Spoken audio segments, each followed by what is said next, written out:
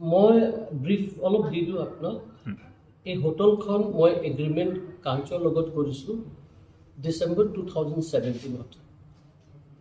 এক বছৰটো মোক কনষ্ট্ৰাকশ্যনতে লাগি গ'ল।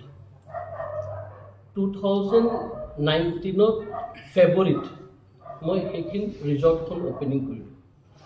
2017 মই এগ্ৰিমেণ্ট কৰিলোঁ, এক বছৰ পূৰা লাগি গ'ল। 2019 ফেব্ৰুৱাৰীত মই ইনগ্ৰেট কৰিলোঁ ৰিজৰ্টখন। আমাৰ মাজত এগ্ৰিমেণ্ট এটা হ'ল। এগ্ৰিমেণ্ট মতে মোক প্লটটো তেওঁলোকে হেণ্ডঅভাৰ কৰিলে।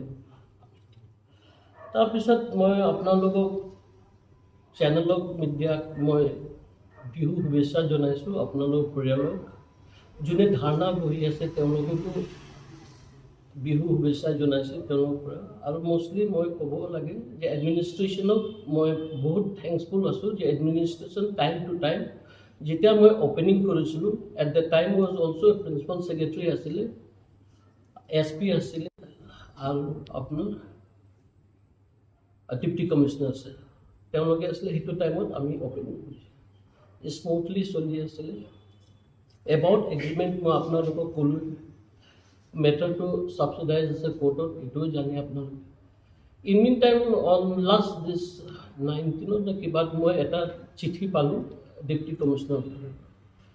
মোক ক'লে যে ইভিকশ্যন কিয় কৰিব নালাগে, মোক এটা ন'টিছ দিলে।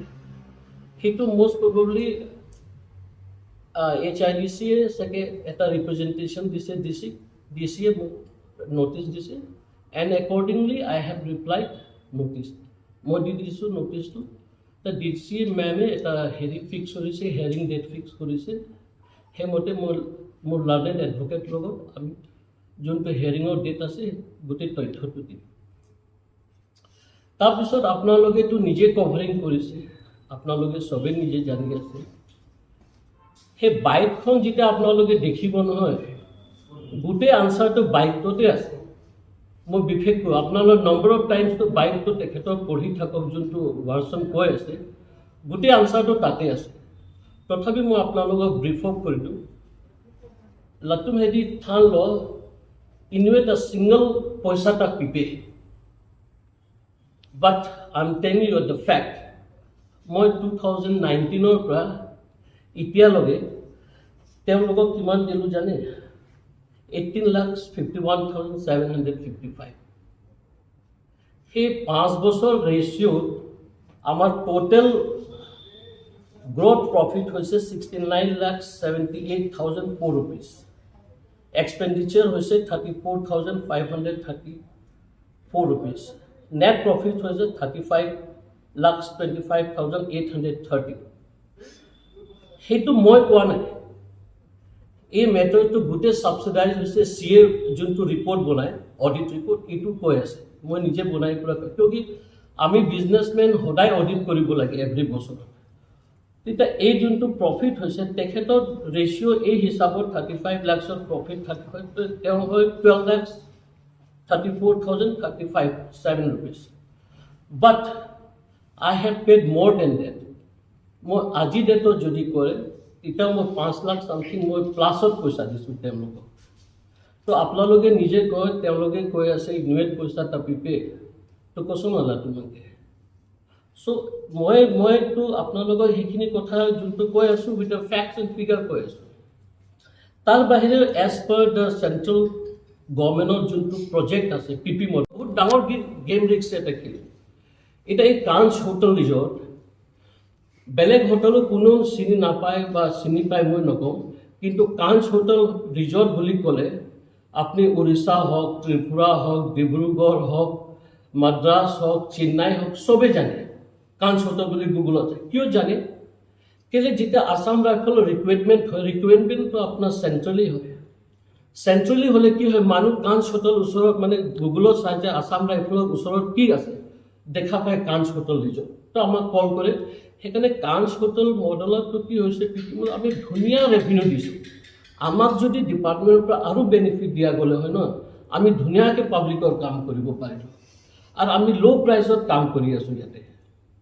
যে পাব্লিকে আহক আমি টাউনৰ পৰা ইমান টকা ইনভেষ্টমেণ্ট কৰি পৰা আমি কেনেকা টকাটো ওলাম আমাৰ মেইন উদ্দেশ্যত আৰু চৰকাৰকো কেনেকা দিম তাকে চৰকাৰো চিন্তা কৰিব যে ভাল কাম কৰিছে আমি সবে পাই আছে এতিয়া ইয়াত নিয়াৰে বহুত মোক 12-13টা ষ্টাফ আছে সবে এমপ্লয়মেণ্ট জেনেৰেট হৈছে প্লাছ পাব্লিকো বেনিফিট পাই আছে সেইখিনি গোটেই আছে মোৰ বেছি আপোনালোকক ক'ব নহয় যে বেছি ষ্ট্ৰাকচাৰ আৰু মই বাৰে বাৰে তেওঁলোকক কৈছোঁ যে আপোনালোকে অডিট কৰক not verbally in written number of letters I have given to them যে আপোনালোকে অডিট কৰক অডিট নকৰিতো মোৰতো গলতি নাই এতিয়া আপুনি মোক ফেব্ৰুৱাৰীত হোটেলটো চলাব দিলে আপোনাৰ প্ৰব্লেম হ'ল মোৰ পৰা 5 লাখ টকা লৈ ল'লে আৰু মই কিয় দিছোঁ আপোনাক যে আমি পাৰ্টনাৰ হয় পাৰ্টনাৰক হেল্প নকৰিলে কেনেকৈ হ'ব ঠিক আছে আপোনালোকে লৈছে আমিতো জানো যে আপোনালোকে এডজাষ্টমেণ্ট কৰিব বা কিবা কৰিব সেইখিনি তেওঁলোকৰ মেটাৰ সেইকাৰণে মই বাৰে বাৰে কৈছোঁ বাইকখন আপোনালোকে দেখিলে বাইকখনত গোটেই মেটাৰটো ওলাই যায় বাইকখনৰ ভাৰ্চন কি হৈছে কি হোৱা নাই গোটেই মেটাৰটো ওলাই যায় তাৰপিছত আৰু এটা পইণ্ট আছে আপোনালোকে হোল্ডিংছত দেখিছে হাইকোৰ্ট আৰে অশোক গুপ্তা ইমান ডাঙৰ মানুহ হৈ যোৱা নাই যে হাইকোৰ্টক ডিছঅনাৰ কৰিব আমি হাইকোৰ্টৰ হিচাপ মতেতো চলি আছোঁ ইয়াতে হাইকোৰ্ট না মোকো ৰায় দিছে না তেখেতেও কৈছে হাইকোৰ্টে এটা কথা কৈছে জাজমেণ্টত everything or anything will be in accordance with law আৰু একো কোৱা নাই তাতে তো সেইকাৰণে মই আপোনালোকৰ মিডিয়াত মানে এইটোৱে ক'ব বিচাৰিছোঁ যে আপোনালোকে কৈ আছিলে মই আপোনালোকৰ চিম্পল এটা কনক্লুজন মই বেছি নকওঁ কেলৈ কি matter is already sub judice in court আৰু এইটো ভালো নহয় মেটাৰ আৰু চাওক মই আজি মাৰ্চলৈকেও পইচা দি আছে এই মাৰ্চত আপোনাৰ যোনদিনাখন হেৰি ষ্ট্ৰাইক সেইদিনাখন হৈছিলে সেইদিনাখন মই 50,000 দিলোঁ জানুৱাৰী ফেব্ৰুৱাৰী মাৰ্চত কিন্তু তেওঁ চিঠিটো কোনো ইলেক্ট্ৰন নট এ ছিংগল পইচা একো পইচা দিয়া নাই সেইকাৰণে এইবিলাক ফেক্ট এণ্ড ফিগাৰ্ছ আছে আৰু তেওঁলোকৰ মিটিঙত কি হৈছে যে ইউনিলেটাৰেল মিটিং কৰিছে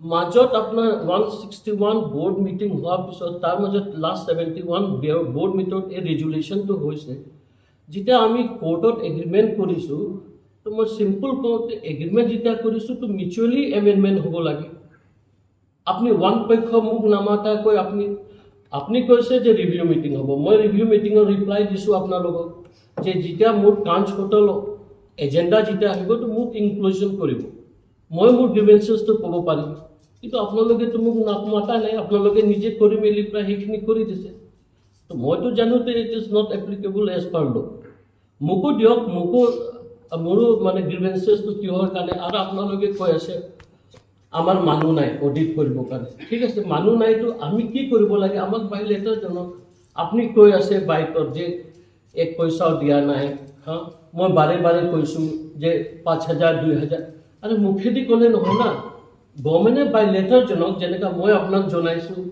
যে আপুনি অডিট কৰক আপুনিতো অডিট নকৰে তো মই আপোনালোকক এইটোৱে কথা কৈছোঁ যে মই পিচফুল আপোনালোকক ছাৰ্ভিচ দিব বিচাৰিছোঁ পাব্লিক থ্ৰু দিছ কাঞ্চ এণ্ড হোটেল কোৱেশ্যনটো আছিলে যে এইটো 80 লাখৰ কথা 80 লাখ এতিয়া আপুনি কওক ইয়াত 5জন মানুহ আছে আৰু আপুনি পিছত কৈ যাব 10জন মানুহ আছে যুক্তি আছে নেকি আপোনাৰ আৰে কি বেচিছত আপুনি কৈছে 80 লাখ কিন্তু তেওঁৰ চিঠিটো যোনটো চপ'জ ন'টিচ কৰিছে বাট সেই তাতে কি পইচা আপোনাৰতো তেওঁতো বাইটত চাওক এটা শব্দ দিছে ইন পিচিৱে টাকাটা পিপে কৈছে নে নাই তো আপোনাৰতো মই কৈ আছোঁ না বাইটতে গোটেই আনচাৰটো আছে আকৌ কৈ আছে কোৰ্টত এফিডেভিট দিছে মই 7 লাখ চামথিং মই লৈছোঁ তো মইতো অকল দিবৰ কাৰণে নহয় না মই কিবা কাম কৰিছোঁ প্ৰফিট কৰিবৰ কাৰণে মইতো দি আছোঁ ৰাইট ফ্ৰম আৰু আপোনাক ক'লোঁ যে অলমষ্ট 18 লাখ চামথিং মই দি দিছোঁ তো কওক আপুনি ছাৰপ্লাছ দিছোঁ অডিট হিচাপত ছাৰপ্লাছ অডিটৰ হিচাপত তেওঁ পইচা পাব নিয়ম লাগে 12,34,000 পাব লাগে মই তেখেতক কিমান দিলোঁ 18,01,000 দিলোঁ তো আপুনি নিজে কওক আপুনি যোনটো মোৰ প্ৰশ্ন তাতে আনচাৰ আছে আপুনি সেকেন্ড কোৱেশ্যন কি আছে আপোনাৰ সেকেন্ড কোৱেশ্যন মই সুধিছিলোঁ যে কোৰ্টৰ কথাটো সুধিছিলোঁ কোৰ্টৰ পৰা আপোনাক কল ঠিক কিবা কৰিব তো মই আপোনাক এইটো ক'লোঁ না সেই বাইটতে আনচাৰটো আছে আপোনাৰ কোৰ্টৰ পৰা কি আচলতে অৰ্ডাৰটো কি দিছিল আপোনালোকে কোৰ্টৰ অৰ্ডাৰটো এতিয়া মইতো ক'লেতো আপুনি মোৰ কথা মুখেদি আপোনালোকৰ ৰাইট হ'ব লাগে আপোনালোকে মিডিয়া মানুহ ওলাই ল'ব পাৰে ভাৰ্ডিক্ট কি আছে বা মোক মই কথাই কৈছোঁ মইতো আপোনাক কৈ দিলোঁ অলপ যে কোৰ্টৰ কি বস্তু আছে তাতে শ্লোগানত লিখা আছে কিবা যে হাইকোৰ্ট মই ক'লো নহয় মই ইমান ডাঙৰ মানুহ নহয় যে হাইকোৰ্টত কণ্টেম কৰিম বুলি